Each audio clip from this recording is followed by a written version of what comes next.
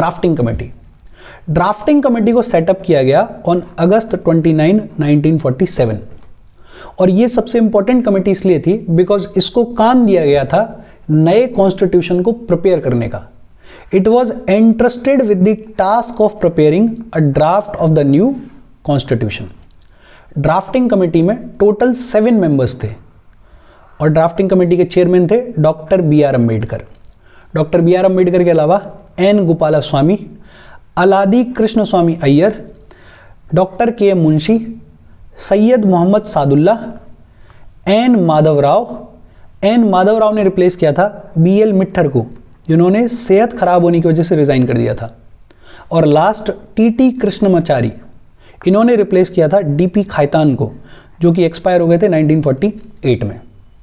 अच्छा, drafting committee ने बाकी सारी कमिटी से सजेशंस लिए और लगभग 60 कंट्रीज के कॉन्स्टिट्यूशंस को पढ़ा और finally first draft of the constitution prepare किया और इस first draft of the constitution को पब्लिश किया गया इन फरवरी 1948। और फर्स्ट ड्राफ्ट पब्लिश होने के बाद इंडिया के लोगों को 8 महीने दिए गए कि इस ड्राफ्ट पे डिस्कशन करो, कोई अगर सजेशन है, कोई अगर इसमें दिक्कत है तो उस पर अपनी राय व्यक्त करो।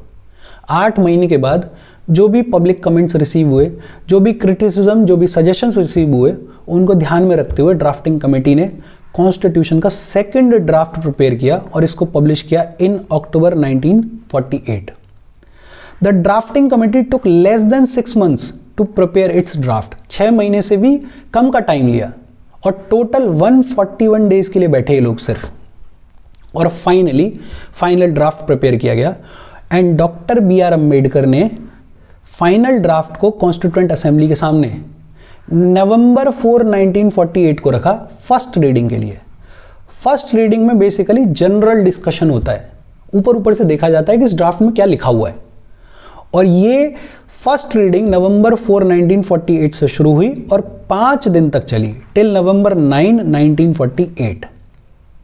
और फिर आती है सबसे इंपॉर्टेंट रीडिंग, सेकेंड रीडिंग।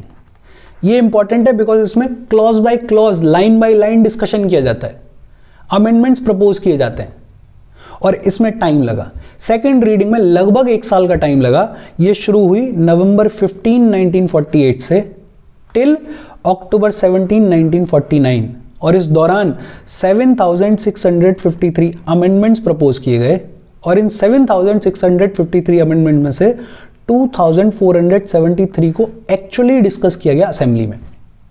और फिर फाइनली थर्ड रीडिंग के लिए शुरुआत हुई नवंबर 14, 1949 में। थर्ड रीडिंग में बेसिकली ज़्यादा नहीं होता, एक मोशन रखा जाता है असेंबली के सामने और पूछा जाता है कि पास करना है या नहीं करना है। वही हुआ, doctor Ambedkar moved a motion the constitution as settled by the assembly be passed, और इस मोशन को पास कर दिया गया ऑन 26 नवंबर 1949। प्रियम्बल में यही डेट मेंशन्ड है, the day we adopted and gave ourselves the constitution. जितने भी मेंबर्स अवेलेबल थे और प्रेसिडेंट साहब ने कॉन्स्टिट्यूशन को साइन किया। अपने पार्टीशन के बाद कॉन्स्टिट्यूएंट असेंबली की टोटल स्ट्रेंथ 299 मेंबर्स रह गई थी। इन 299 में से 284 26 नवंबर 1949 को प्रेजेंट थे। इन 284 मेंबर्स ने कॉन्स्टिट्यूशन को साइन किया।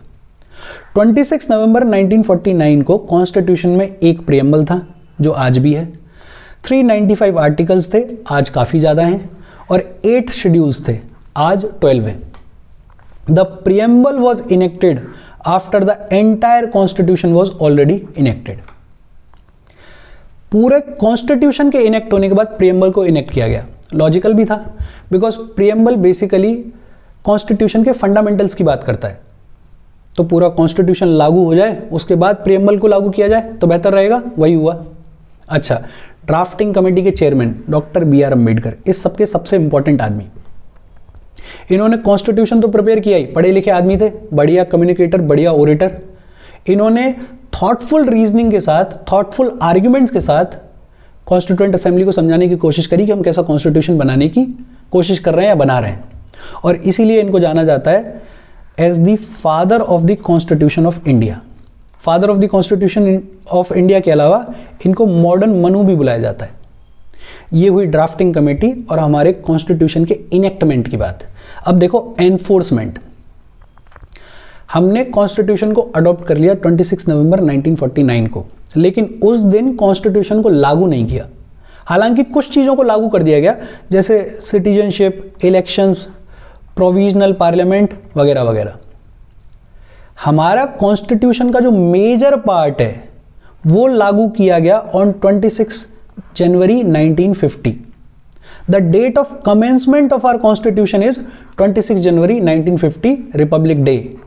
और ये 26 जनवरी को क्यों चूज किया गया, उसका एक हिस्टोरिकल सिग्निफिकेंस है।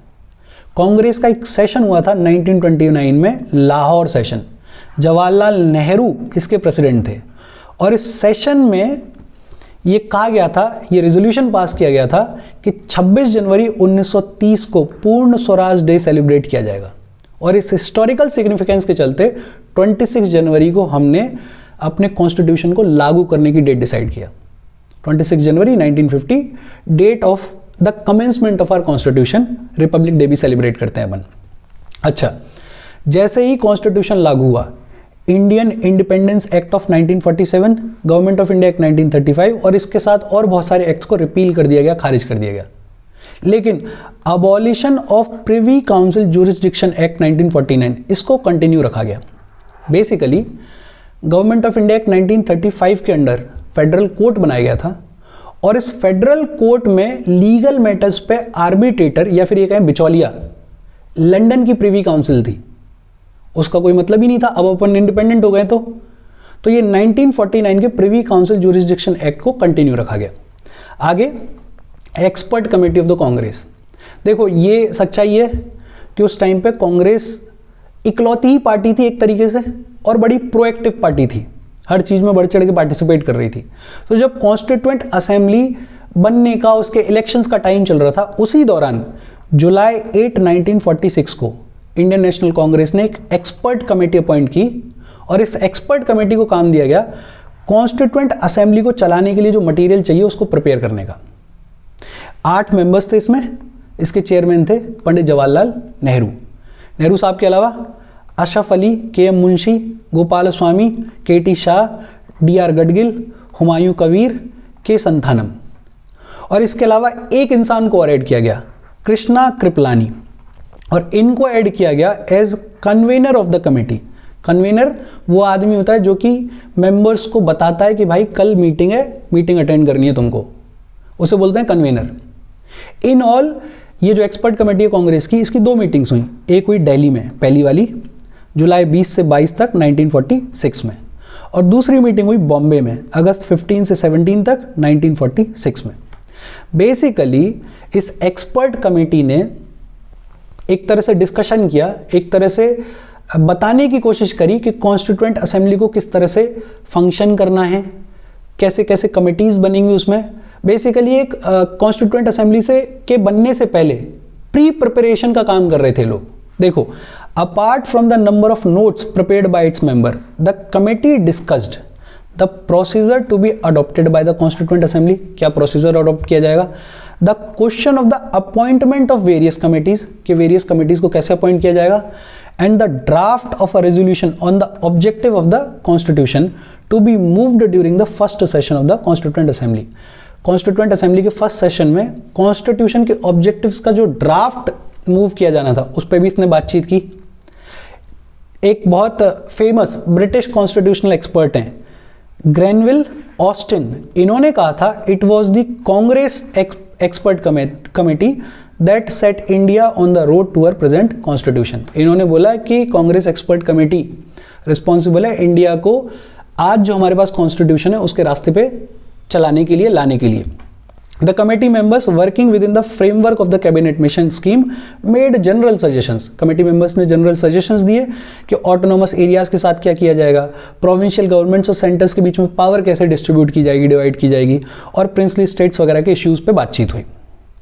ऑब्जेक्टिव रेजोल्यूशन जो अपने पिछले सेशन में पढ़ा है उसके बारे में भी इन्होंने ड्राफ्ट प्रिपेयर किया था। ये expert committee of the Congress थी। इसके बाद है criticism of the constituent assembly. Criticise करने वाले लोग ये कहते हैं कि it was not a representative body. अपन ने पढ़ा था कि कॉन्स्टिट्यूएंट असेंबली के इलेक्शंस हुए और उसमें प्रोविंशियल लेजिस्लेटिव असेंबली के मेंबर्स ने वोट किया था कॉन्स्टिट्यूएंट असेंबली के मेंबर्स को इलेक्ट करने के लिए। इंडिया के लोगों ने डायरेक्ट वोटिंग के थ्रू कॉन्स्टिट्यूएंट असेंबली के मेंबर्स को इलेक्ट नहीं किया था। Constituent assembly was not directly elected by the people of India on the basis of universal adult franchise, और इसलिए कहा जाता है कि it was not a representative body। दूसरा, it was not a sovereign body, independent body नहीं थी ये। क्यों कहते हैं ऐसा लोग? Because it was created by the proposals of the British government। और दूसरा, इसके जितने भी सेशंस थे वो ब्रिटिश गवर्नमेंट की परमिशन के बाद होते थे, तो ये आर्ग्यू किया जाता है कि it was not a sovereign body. तीसरा क्रिटिसिज्म है टाइम कंज्यूमिंग, बहुत ज़्यादा टाइम लगा कॉन्स्टिट्यूशन को बनाने में। इनफैक्ट अमेरिकन कॉन्स्टिट्यूशन 4 महीने में बन के तैयार हो गया था। नजरुद्दीन अहमद कॉन्स्टिट्यूएंट असेंबली के मेंबर थे ये, इन्होंने तो ड्राफ्टिंग कमेटी के लिए एक नया टर्म कॉइन कर दिया और ड्राफ्टिंग कमेटी को बुलाया ड्रिफ्टिंग कमेटी।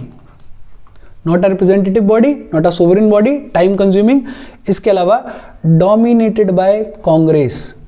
और ये कुछ हद तक ठीक भी है, बिकॉज कांग्रेस उस टाइम की प्रोमिनेंट पॉलिटिकल पार्टी थी, तो कॉन्स्टिट्यूएंट असेंबली के ज़्यादातर मेंबर्स कांग्रेस का पार्ट थे। ग्रैनविल ऑस्टिन ने तो यहां तक कह दिया the assembly was the Congress and the Congress was India. इसके अलावा लॉयर पॉलिटिशियन डोमिनेशन, ये भी एक क्रिटिसिज्म है इसका कि लॉयर्स और पॉलिटिशियन से भरी हुई थी ये बॉडी। बाकी जो other sections of the society हैं उनको एडुकेट रिप्रेजेंटेशन नहीं मिली असेंबली में। They pointed out that other sections of the society were not sufficiently represented. और फाइनल क्रिटिसिज्म है dominated by Hindus, Hindu dominated body बताया गया इसको। इनफैक्ट लॉर्ड विस्काउंट साइमन ने तो इसको बॉडी ऑफ हिंदूज बुला दिया। विंस्टन चर्चिल ने कहा it represented one major community in India. ये थे कॉन्स्टिट्यूएंट असेंबली के क्रिटिसिज्म्स। अब देखते हैं important facts. Elephant was adopted as the symbol of the constituent assembly. Sir B N Rao, इनको अपॉइंट किया गया एज कॉन्स्टिट्यूशनल एडवाइजर या legal adviser to the constituent assembly. HVR Iyengar, ये कॉन्स्टिट्यूएंट असेंबली के सेक्रेटरी थे। SN Mukherjee, chief draftsman of the constitution in the constituent assembly. प्रेम बहरी नारायण राजदा, ये Indian constitution के calligrapher थे। कैलीग्राफी होती है basically the art of beautiful and stylish writing. The original constitution was hand written by Prem Behari Narayan Rajda. और प्रेम बहरी नारायण राजदा ने इसको लिखा और इस कॉन्स्टिट्यूशन को डेकोरेट, इसको ब्यूटिफाई किया शांति निकेतन के आर्टिस्ट ने, जिसमें नंदलाल बोस और बेहर राम मनोहर सिन्हा भी थे। अच्छा, हमारा जो ओरिजिनल प्रियम्बल है वो भी किसने लिखा है? प्रेम बहरी नारायण राजदा ने। और उस ओरिजिनल प्रियम्बल को ब्यूटिफाई किया है बेहर राम मनोहर सिन्हा ने। हिंदी जो टेक्स्ट है हमारा, हिंदी वर्जन जो है कॉन्स्टिट्यूशन का, वो लिखा गया है बाय वसंत कृष्ण वैद्य और उसको ब्यूटिफाई किया गया है, डेकोरेट किया गया है बाय नंदलाल बोस। इसके बाद आता है Hindi text of the constitution. देखो, ओरिजिनली कॉन्स्टिट्यूशन का कोई भी हिंदी अथॉरिटेटिव टेक्स्ट नहीं था, यह किया गया 1987 में। Originally the constitution of India did not make any provision with respect to an authoritative text of the constitution in Hindi language. ये कब हुआ? 1987 में लाया गया 58th कॉन्स्टिट्यूशनल अमेंडमेंट एक्ट। और इस 58th कॉन्स्टिट्यूशनल अमेंडमेंट एक्ट के थ्रू नया आर्टिकल ऐड किया गया, आर्टिकल 394A पार्ट 22। और इस आर्टिकल 394A में बात की गई कि हिंदी टेक्स्ट को किस तरह से पब्लिश करवाना है, किसके पास में अथॉरिटी होगी, वो देखते हैं। प्रेसिडेंट को अथॉरिटी दी गई और प्रेसिडेंट को कहा गया कि हिंदी में कॉन्स्टिट्यूशन का अथॉरिटेटिव टेक्स्ट आपके अंडर, आपकी अथॉरिटी के अंडर पब्लिश करवाया जाएगा। ये कहा गया कि जितने भी सेंट्रल एक्ट्स हैं उन सबको हिंदी में ट्रांसलेट किया जाएगा, लेकिन यह ध्यान रखा जाएगा कि उनका जो एसेंस है वो चेंज ना हो जाए। और अगर एसेंस को सेम रखने के लिए हिंदी टेक्स्ट में, हिंदी लैंग्वेज में थोड़ा बहुत मॉडिफिकेशन करना पड़े तो मॉडिफिकेशन भी प्रेसिडेंट करवा सकता है. The modification which was necessary to bring it in conformity with the language, style and terminology adopted in the authoritative text of the central acts in Hindi can be made in it. अच्छा, constitution में जितने भी amendments हुए 1987 तक, उन सब को भी ऐड किया जाना था, उन सब को भी हिंदी में ट्रांसलेट किया जाना था. The translation in Hindi of every amendment of the constitution made in English. इसके अलावा एक चीज और बोली गई कि इंग्लिश से हिंदी में जो ट्रांसलेशन किया जाएगा उसमें इस बात का खास ध्यान रखा जाएगा कि जो एसेंस है, जो लैंग्वेज का मीनिंग है, वो चेंज ना हो जाए. और उस मीनिंग को सेम रखने के लिए अगर हिंदी लैंग्वेज में कुछ मॉडिफिकेशन करने की जरूरत है तो वो किया जाए. The translation of the constitution and its every amendment published shall be constructed to have the same meaning as the original text in English. If any difficulty arises in this matter, the President shall cause the Hindi text to be revised suitably. और इसके अलावा the translation of the Constitution and its every amendment published shall be deemed to be for all purposes authoritative text in Hindi. कि इस हिंदी के text को भी authoritative माना जाए, ये बोला गया. इसके साथ खत्म हो गया अपना चैप्टर 2. अगला चैप्टर अपन अगले सेशन में पढ़ेंगे. इसमें कोई डाउट हो तो please comment. Thank you very much.